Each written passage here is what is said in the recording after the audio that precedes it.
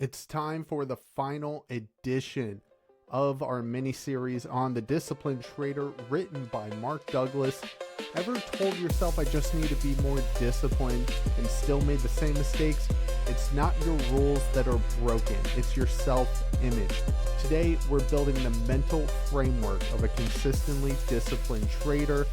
Make sure to like, subscribe, and follow wherever you listen to podcasts. And now, folks, let's get into it.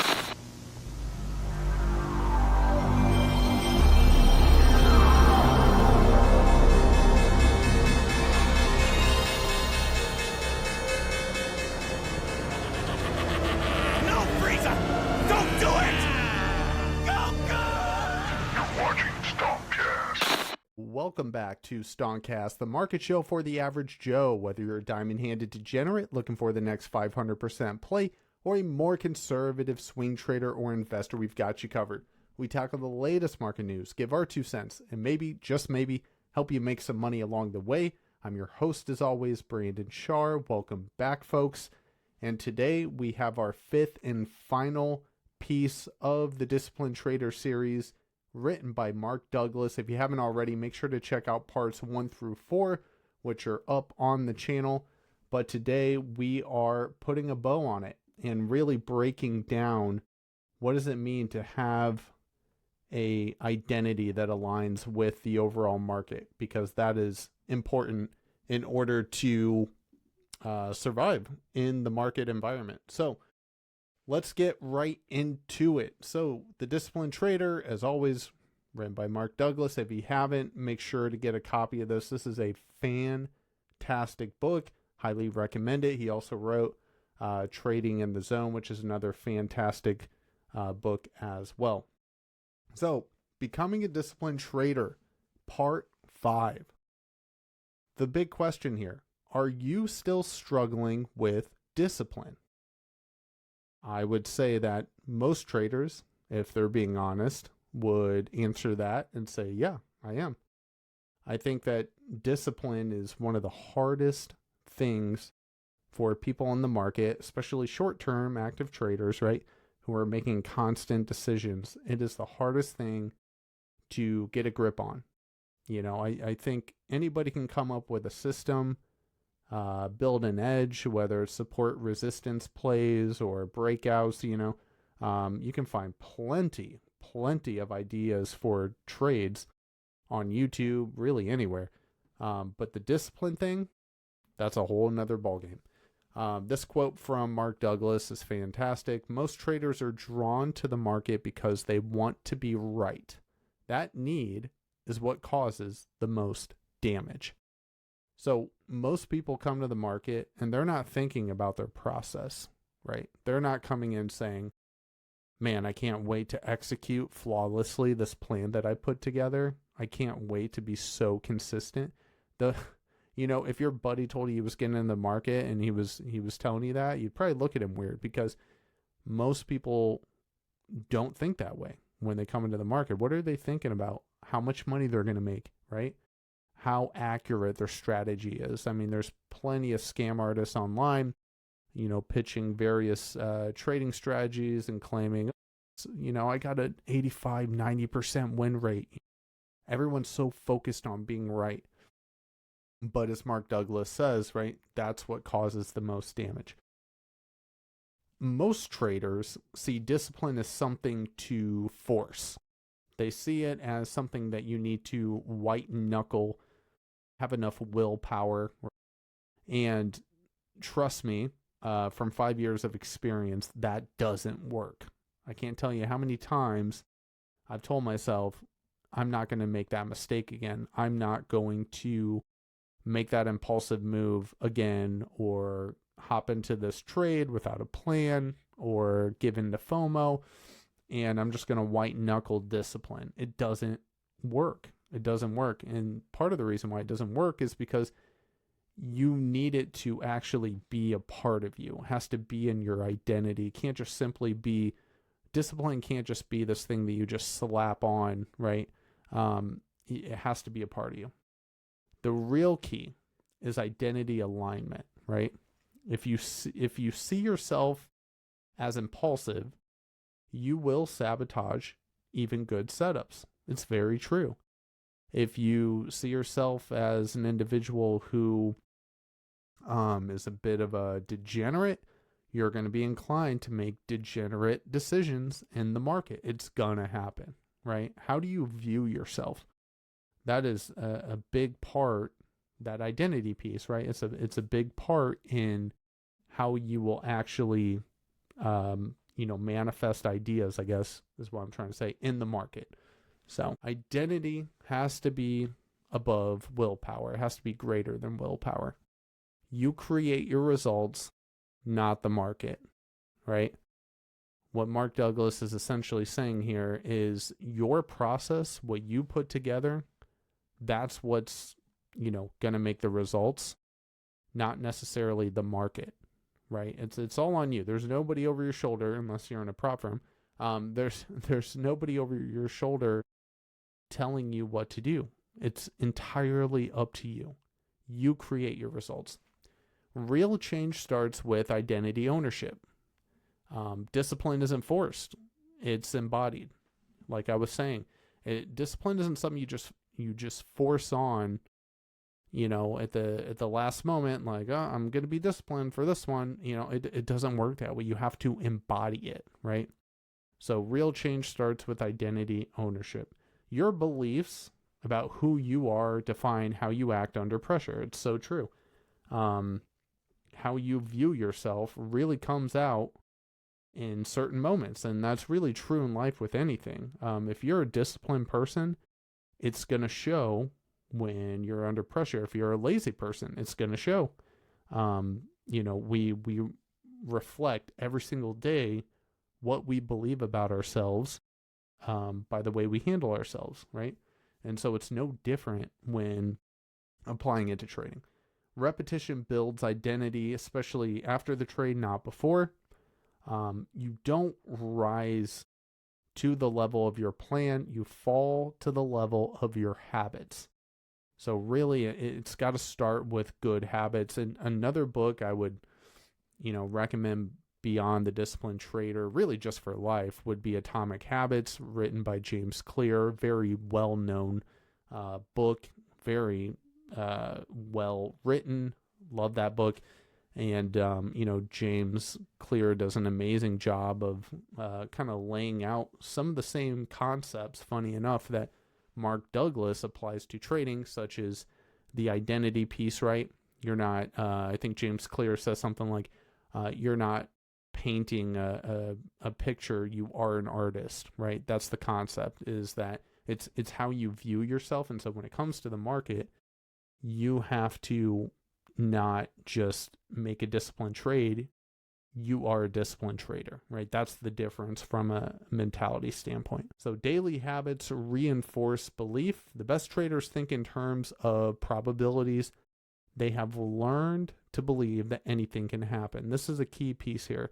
If you don't believe that anything can happen, then you must believe that whatever you think is going to happen, whatever you think is going to happen in the market is going to happen. And when it doesn't, you get stuck in that mindset of I'm right, I'm wrong, I'm right, I'm wrong, right? Instead of truly embracing the reality, which is that you have to think in terms of probabilities and believe that anything can happen.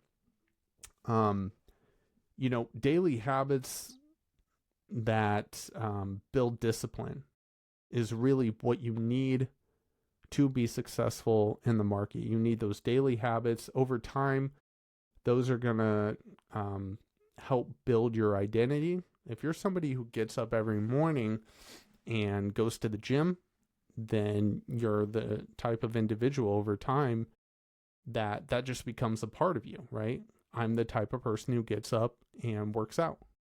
And so in a similar fashion, when it comes to trading, when it comes to the market, you need a morning process that reinforces who you want to be as a trader, right? Do you have a morning routine where you're able to, do a market prep, visualize what moved overnight, for example? Where's SPY at? Where's the NASDAQ at?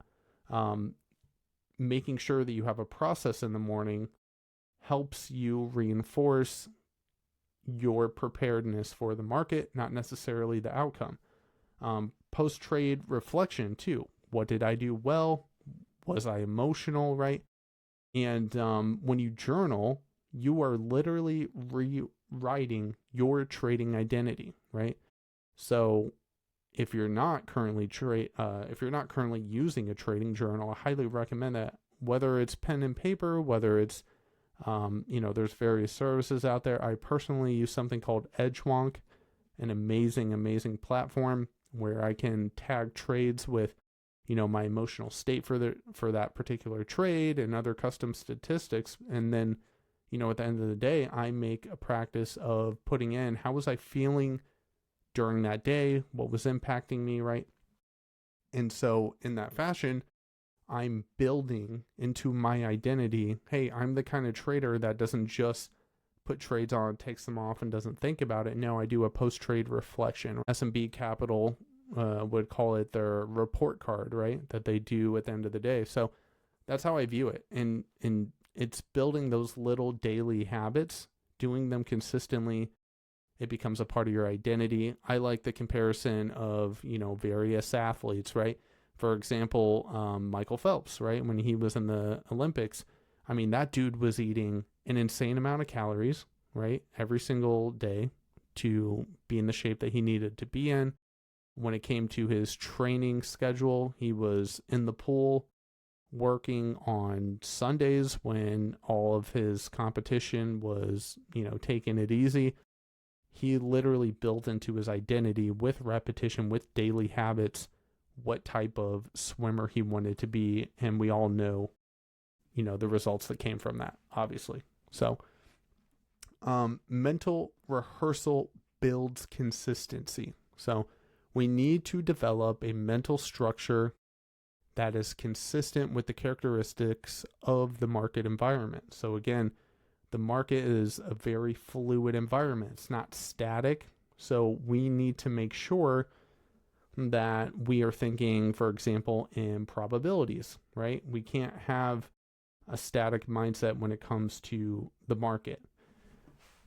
The market is unpredictable, right? It's emotionally neutral. It doesn't care about you. It doesn't care if you hit your P&L goal for the day or not.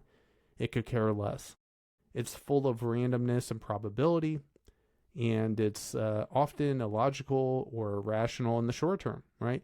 The market can remain irrational longer than you can remain solvent. So if your mind craves certainty, needs to be right, reacts emotionally to wins, losses, fears risk, that's a big one, then it's simply not aligned with how the market actually works. So those are things that we have to fix. The goal is to create a state of mind that is not affected by the market's behavior. That is the goal. You have to have a state of mind not affected by the randomness, the unpredictable nature of the market itself. So to kind of wrap it all up here, right? Because again, this has been a 5-part series. We've gone over a lot. And again, I can't do this book justice in a 5-part miniseries on YouTube. So again, I would highly recommend that you get a copy of this and really apply the principles of the book to your own trading. But to become consistent, you must train your mind to mirror market reality. Accept randomness. Let go of the need to predict. That's a big one. You have to let go of the need to predict. Forget the idea that you're going to be right or wrong. You have to accept the randomness of the market. Focus on your process, not the outcome. The best traders, the most professional traders out there, do not care about the outcome. They focus on their process. They could have a win rate of 30%. It doesn't matter because their wins are way larger than their losses, right? Somebody who's focused on outcome cannot handle a 30% win rate mentally. They would break down. But some of the best professional traders have those win rates, and they're able to do it because they focus on the process, not the outcome. Define success by execution, not results. Kind of in line with the last point. It's important that you're grading yourself on how well you're executing your plan, not necessarily what the result is, right? Because we can't control the result. The market controls that, and we have no control over it. So neutralize emotional reactions. This is a really tough one, especially if you're an emotional person, right? But nevertheless, you got to neutralize those reactions. Don't chase or fear. So it's a very, very easy thing to succumb to, especially if you have had big winners in the past from actually chasing things, right? That's where you're just kind of reinforcing negative decision making. And next time that situation appears and you get that feeling that you want to chase something, what are you thinking subconsciously in that moment? Hey, I won last time. Well, yeah, just because you won doesn't mean you did the right thing. So you have to make sure that you keep your emotions in check. Trust me, it is a lot easier said than done, 100%, but nevertheless remains true.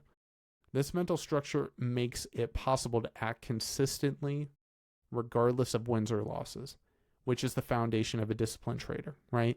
To be able to act consistently in an environment that is not consistent at all, right? That is what we're trying to achieve.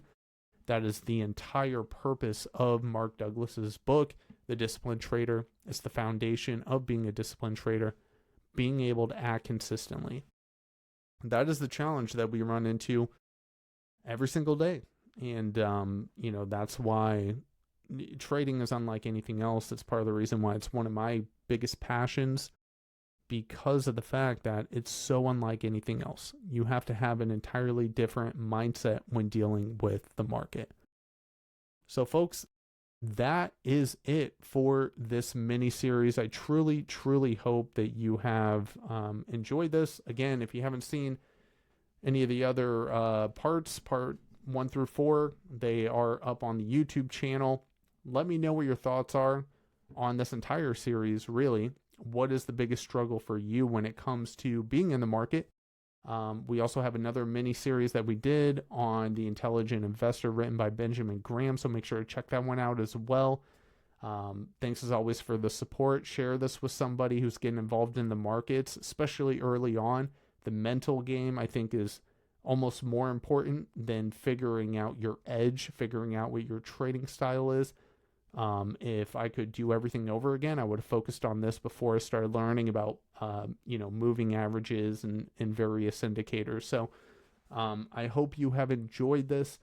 I will be back Sunday evening for the market prep for the week ahead. Thanks as always, folks. Make sure to like, subscribe, leave a comment, follow us wherever you listen to podcasts. And as always, plan the trade and trade the plan. Have a good one.